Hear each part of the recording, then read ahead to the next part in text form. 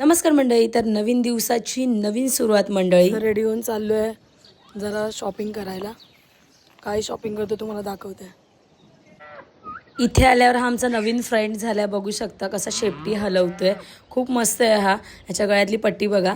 आणि इथे शेतकरी दूध काढत होते. संध्याकाळचं मला वाटतं 6 वाजता दूध काढत होते गाईचं. एकदम फ्रेश आणि नॅचरल दूध मिळतं इथे गावाला. काढल्या लगेच ते दूध घेऊन एवढी मस्त अशी मलाई शाई येते त्याच्यावरती, त्या दुधावरती.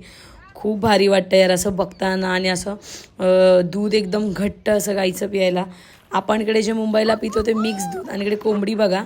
निघालो आम्ही फिरायला जाण्यासाठी. संध्याकाळचं मस्त असं हे वातावरण आहे. 6:30 वाजलेले आणि कुठे फिरायला जावं विचार करत होतो. आम्ही निघालेलो डोंगरावर जाण्यासाठी फिरायला आणि थोडंसं रिलॅक्स करायला आणि इकडचं सुंदर असं वातावरण अनुभवायला. दुसऱ्याच्या गावी आल्यावर त्यांच्या गावात काय नाविन्य आहे, काय नवीन आहे, अशा गोष्टी अनुभवायला खूप मस्त वाटतं. तिकडे क्रिकेट खेळत होते आणि सगळीकडे डोंगरच होते. आणि म्हणजे एवढी पण झाडी नव्हती. खूप सुंदर असं वातावरण होतं.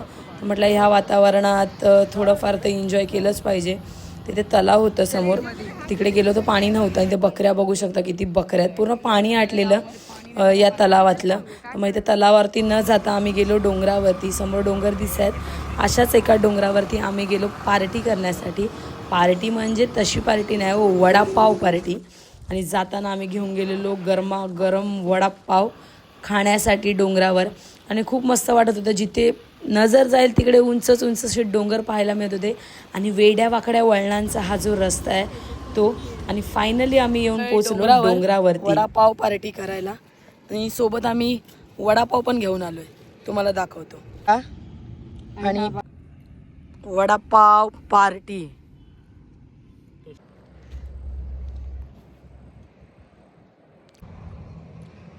हे आहे साळपे गावाचं घाट, साळपे घाट. आणि इकडे आहे तलावच आहे ना, साळपे घाट. आणि हा तलाव. माझ्या मागे पाहतोय तो सुंदर असा तलाव आहे या साळपे घाटाच्या इकडचा. बघू शकता हे संध्याकाळचं वातावरण आहे. 6:45 7 चकून म्हणेल का 7 वाजलेत. किती मस्त असं वातावरण झालेलं. आणि वारा देखील तेवढाच सुटलेला. खूप भारी वाटत होतं. काहीतरी वेगळं पाहायला मिळालं.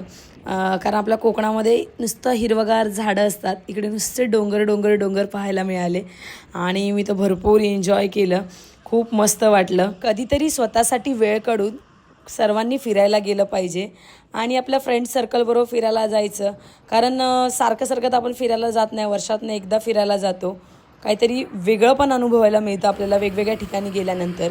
आणि तिथून आम्ही निघालो घरी जाण्यासाठी. ॲक्च्युली शॉपिंगला जायचं होतं पण खूप लेट झाला आम्हाला. मग आम्ही निघालो तिथून घरी जाण्यासाठी. आणि निघालो घरी जाण्यानं बघा कसं झालं एकदम गाड्यांच्या लाईट वगैरे.